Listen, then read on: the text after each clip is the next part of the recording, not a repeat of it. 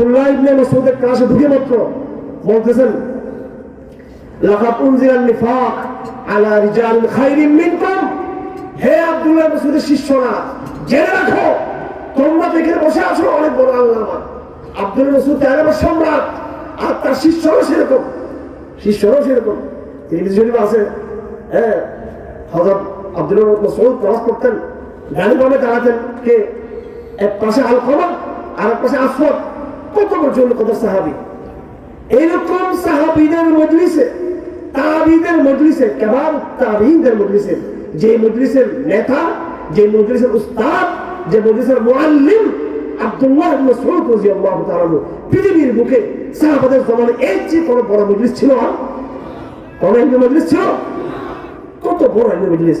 হযরত হুযায়ফা মসজিদে ঢুকে বলতেছে, শোনো, লাকাদ উনজিলান নিফাক আলা রিজালিন খায়রিন মিনকুম। রাসূলের জমানায় তোমাদের চেয়ে যারা বুজুর্গ ছিল আল্লাহ ওদেরকে মুনাফিক বলছে। আল্লাহ ফাতাবাসসামা আব্দুল্লাহ মুস্কি হাসি দিলেন। আব্দুল্লাহ মাসউদ হুযায়ফা মসজিদের ভিতরে ঢুকে গেলেন, দরজ ভেঙে গেল, ক্লাস শেষ, যার যার বাড়ি গেছে চলে যাচ্ছে, মাহফিল মজলিস ভেঙে গেল, অনুষ্ঠান শেষ, আব্দুল্লাহ চলে গেলেন। তখন আসওয়াদকে ডাকলেন হুযায়ফা একটা পাথর মেরে।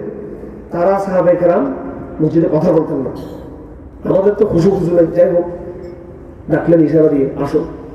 বলতেছে হুযায়ফা আসওয়াদকে বলতেছেন যে দেখো, আমি যখন বললাম আব্দুল্লাহর মজলিসে গিয়ে যে এখানে এত বড় বুজুর্গ তোমাদের এখানে, রাসূলের জমানায় তোমাদের চেয়ে ভালো ভালো লোকরা আমাদেরকে আল্লাহ পাক মুনাফিক বলে বলছেন। আল্লাহ পাক সুম্মা তাবু ফাতাবাল্লাহু আলাইহিম, পরবর্তীতে এই লোকগুলো তওবা করে আল্লাহ পাক তাদের তওবাকে কবুল করছে। সূরা নিসার মধ্যে আছে আয়াতটা, একটা অংশ মুনাফিক ছিল, পরে তারা তওবা করছে, এরপরে আর পরিপূর্ণ সত্যবাদী সাহাবী হয়ে গেছে তারা।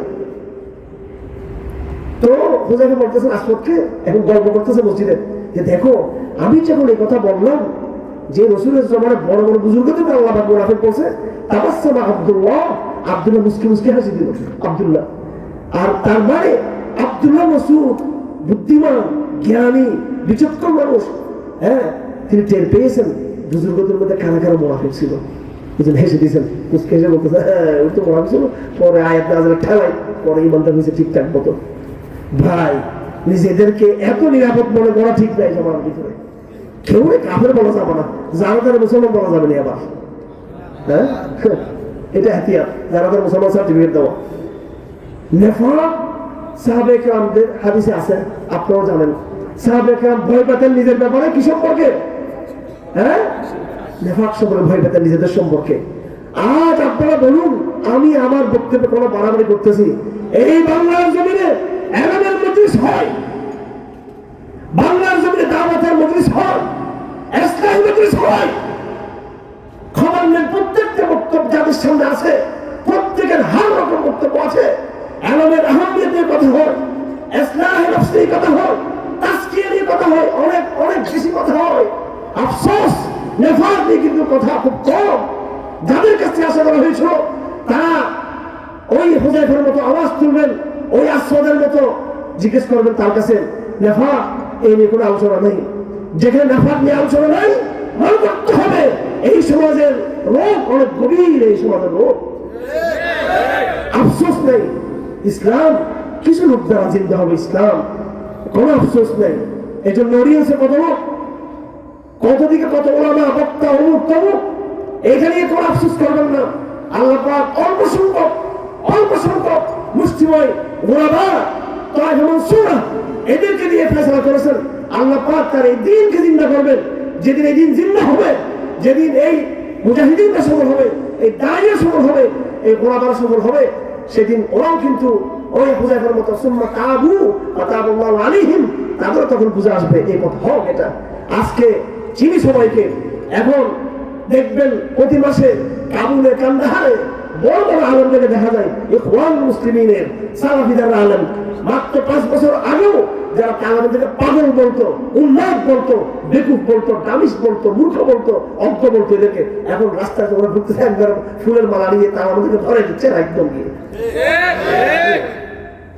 এজন্য আজ সচেতন হতে হবে আপনাকে, আজকে নেফাক ছাড়তে হবে আপনাকে। কারণ আপনি শত্রু ঘেরা পড়ে গেছেন, প্রস্তুতি গ্রহণ করতে হবে, নিজের থেকে সচেতন হতে হবে এগুলো। হ্যাঁ, আমরা এটাও বলি নিজেকে বেশি ইমানদার ভাবা, এটা হচ্ছে আর অহংকার। ইমানের ক্ষেত্রে কিন্তু অহংকার চলে নিজেকে ইমান। এবং মুসলমানদেরকে কি করা, খারাপ ধারণা পোষণ করা, অমুক মনে হয় মুজাহিদ না, অমুক মনে হয় ইমানদার না, অমুক মনে হয় মুনাফিক, সেটাও কিন্তু হাদিসে নিষেধ আছে, সেটাও বলতে হবে। কিন্তু শুধু আমি সেটাই বললাম, কে কোন দিকে খারিজি হয়ে যাচ্ছে, কে কোন দিকে বেয়াদব হয়ে যাচ্ছে, টেনশনে এই উম্মতের সবার মাথার তো খারাপ হয়ে গেছে। আর নেফাক যে ওই বলছেন তামুজু কামাজিল বাহার, নেফাকের কোনো খবর নেই আমাদের। এই জমানার ক্রাইসিস নেফাকের ক্রাইসিস, এটা স্তর আছে নেফাকের। আমি দুটো নেফাককে চিহ্নিত করেছি, নেফাকুল আওয়াম, নেফাকুল খাওয়াস। নেফাকুল আওয়াম আকীদার জায়গায়, কিসের জায়গায়? আকীদার জায়গায়। এটা কোরআন শরীফ থেকে পেয়েছি, এটা বলে শেষ করে দিচ্ছি। আর 5 থেকে 7 মিনিটের মধ্যে কথা শেষ হলো। ক্রাইসিসটা কি, সংকটটা কি, কি কাজ করতে হবে আপনাকে? আল্লাহ সুবহানাহু ওয়া তাআলা কোরআনে কারীমে একদিকে কাফেরদের আলোচনা, আর একদিকে আল মুত্তাকিনদের আলোচনা। কথা ঠিক নাকি বেঠিক? মুত্তাকি শব্দ নিয়ে আমাদের কত তারিফ, কত ব্যাখ্যা। সূরা 7 মুত্তাকি মানে আল্লাহ পাক মুমিনদেরকে বুঝিয়েছেন একটু বলির আলফাজে। মুত্তাকি মানে মুমিন, কিন্তু মুত্তাকির মধ্যে বালাগতটা বেশি, গাম্ভীর্য বেশি, এই জন্য মুত্তাকুন বলেছেন। মুত্তাকুন মানে মুমিন, যারা খালিস মুমিন। আর বিপক্ষে কাফের। কিন্তু কোরআন কারীমে সূরা বাকরা বলেন মুনাফিকদের কথা, আলে ইমরান বলেন মুনাফিকদের কথা, নিসা বলেন মুনাফিকদের কথা, মায়েদা বলেন মুনাফিকদের কথা। জায়গায় জায়গায় মুনাফিকদের কথা, ঠিক নাকি বেঠিক? অনেক বেশি আল্লাহ পাক মুনাফিকদের কথা আল্লাহ পাক কোরআনে নিয়ে আসছেন। কথা ঠিক নাকি? আচ্ছা, মুনাফিকদের কথা কেন? মুযাবযাবিনা বাইনা যালিক লা ইলাহা ইল্লাল্লাহ ওয়া লা ইলাহা ইল্লাল্লাহ। ওয়াতাবাত কুলুবুহুম, কিয়ামতের দিন মুনাফিকরা বলবে, আলো দেখবে মুমিনদের, বলবে আমাদেরকে নূর দাও। ক্বালা মিন ওয়ারাই, পিছনে গিয়ে নূর দেব। ফালতামিসু নূরা, পিছনে গিয়ে নূর খুঁজো, পিছনে গিয়ে নূর পাবে না। তো তখন ব্যস্ত, তোমরা চলে গেছে মুমিনরা। তখন মুমিনরা কাফেরদেরকে বলবে ফাতারাব্বাসতুম ওয়াত্তাকতুম ওয়াগাররাতকুমুল আমানিয়্যু। আছে কিনা কোরআন শরীফে? তোমাদের মধ্যে সন্দেহ ছিল, অপেক্ষা। তারাব্বাসতুম ইয়া আইয়ুহাদ দুআত ওয়াল উলামা ওয়াশ শাবাব। চিন্তা করেন এটার মধ্যে পড়ে যাচ্ছেন কিনা।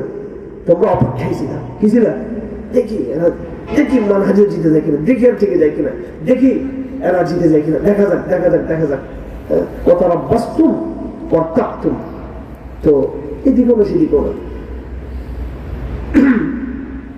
আসল প্রথমে বুঝি নেফাকুল আওয়াম, যেটা আকীদার প্রশ্নে, এবং যেটা অবশ্যই রিদ্দাতের একটা প্রকার সন্দেহাতীত ভাবে। সেটা হলো কিভাবে? আল্লাহ পাক সুবহানাহু ওয়া তাআলা মুনাফিকদের আউয়াল ইতলাক করেছেন আহলে কিতাবদেরকে।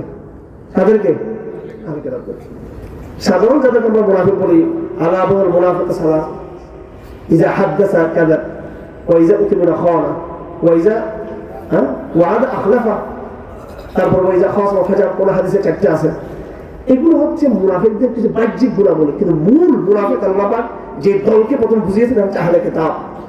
কারণ এরা তাওরাতে স্পষ্ট লেখা আছে নবী মুহাম্মদের কথা, স্পষ্ট লেখা আছে রজবের কথা, স্পষ্ট লেখা আছে দিনের কথা। এগুলো গোপন করে সত্য গোপন করতো, তারা ভিতরে জানতো, কিন্তু তারা স্পষ্ট ইমানের স্বীকৃতি তারা দেয় নাই। আল্লাহ পাক এদেরকে মুনাফিক বলছেন। আর আব্দুল্লাহ ইবনে সুলুল সহ অন্য মুশরিকদের আল্লাহ পাক মুনাফিক বলছেন, কিন্তু আহলে কিতাবদেরকে আল্লাহ পাক মুনাফিক বলছেন বিশেষ করে।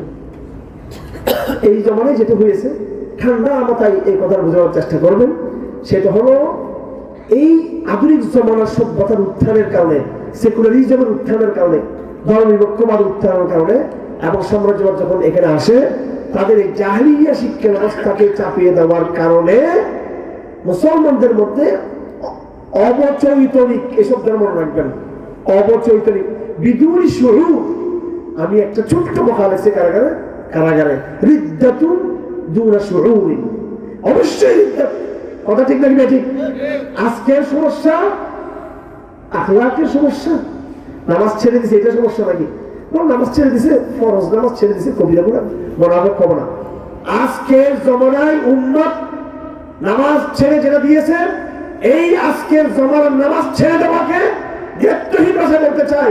বনু উমাইয়ার জমানায়, বনু আব্বাসের জমানায়, খান আব্দুল তুর্কির জমানায় মুসলমান যে নামাজ ছেড়ে দিয়েছে তার সাথে তুলনা করার চলবে না কোনদিন চলবে না। কেন? আজকের জমানায় মুসলমান গণহারে নামাজ ছেড়ে দিয়েছে। এটাকে আগের জমানায় ছিল, 200 বছর আগেও ছিল না, সেটা কখনো ছিল না। মুসলমান গণহারে নামাজ পড়তো, অন্যায় করতো, জোর করতো, নামাজ মুসলমানদের ছিল, মুসলমানদের গণহার নামাজ ছাড়ে নাই। এরকম গণহার নামাজ ছেড়ে দিচ্ছে। আর যে বলতেছেন না ইসলামী মজলিস করবে নামাজ করার জন্য, তবলিগের মতো 80 বছর চলতেছে। এখন কত মুসলিম হয়েছে বাংলাদেশে? যতটুকু হয়েছে আলহামদুলিল্লাহ, ধন্যবাদ, অ্যাপ্রিশিয়েট করি। এটাই শেষ কাজ না, আপনাদের আরো বহু কাজ ছিল আপনাদের। এরপরে দেখেন, এক নম্বর গণহারে আমল ছেড়ে দেওয়া, এটাকে আপনি ইসলামী মজলিস দিয়ে কেমন ঠিক করবেন। নম্বর 2, পাপকে হালকা মনে করা। পাপ করাটা পাপ, পাপকে হালকা মনে করা স্পষ্ট মুনাফিকি কথা, ঠিক কিনা? এখন কি আমরা শুধু পাপ করি না, পাপকে হালকা মনে করি? এরপরে পাপকে হালকা মনে করা, তারপর আছে বিরাট একটা অংশ সমস্ত পাপকে হালাল মনে করে। আবার কি মনে করে? এরা মুসলমানদের ঘটনা বলছে কিনা, নাকি না? যারা হালাল মনে করে, এটা তো স্পষ্ট কুফরি, স্পষ্ট কুফরি। সুতরাং এখানে আপনি এটা বলতে পারবেন না যে মানুষ বর্তমান জমানায় তাজকিয়ার দরকার, ইসলামী করি, মানুষ আমল ছেড়ে দিয়েছে, আমল দ্বারা বানায়। এই জমানার বিয়ামলি, তুর্কি জমানার, এর আগে আব্বাসী জমানার, এর আগে উমাইয়ার জমানার, ওই বিয়ামলির সাথে এই জমানার বিয়ামলিকে মিলানো জমানা। এই জমানার সমস্যা বিয়ামলি নয়, এই জমানার সমস্যা আমার কসম বেঈমানি।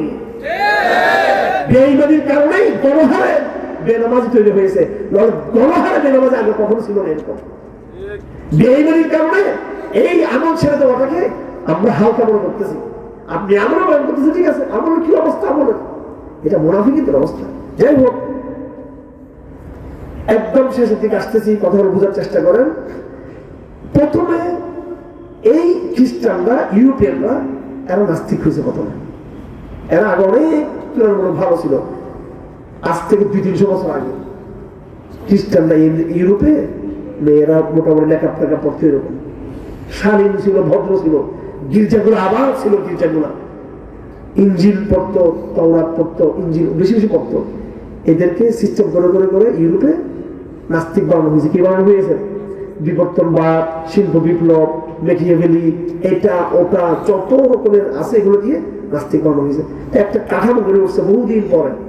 এরপরে যখন এরা মুসলিম বিশ্বে আক্রমণ করলো, যাওয়ার সময় তারা যেই পথে নাস্তিক হলো, সেই পথে তার নাস্তিকবাদটা বাংলাদেশে রিপ্লেস করে গেল, এবং মিশরে, পাকিস্তানে, দেশে দেশে তার ওই নাস্তিকবাদটা রেখে গেল।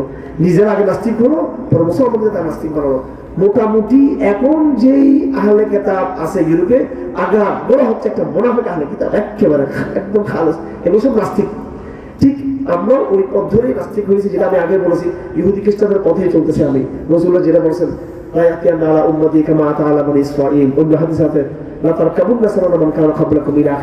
যেটা আমি সবসময় বলে থাকি।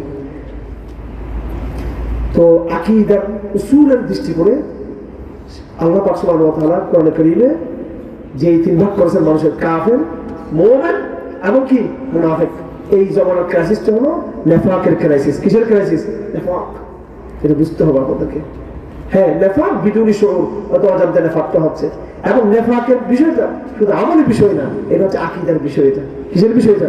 আকীদার বিষয়। এটা হলো মুসলমানদের আভ্যন্তরীণ সমস্যা। মুসলমানদের কি আভ্যন্তরীণ সমস্যা? এই আভ্যন্তরীণ সমস্যাকে সমাধান করার দরকার আছে না নাই? হ্যাঁ, কিভাবে সমাধান করবেন?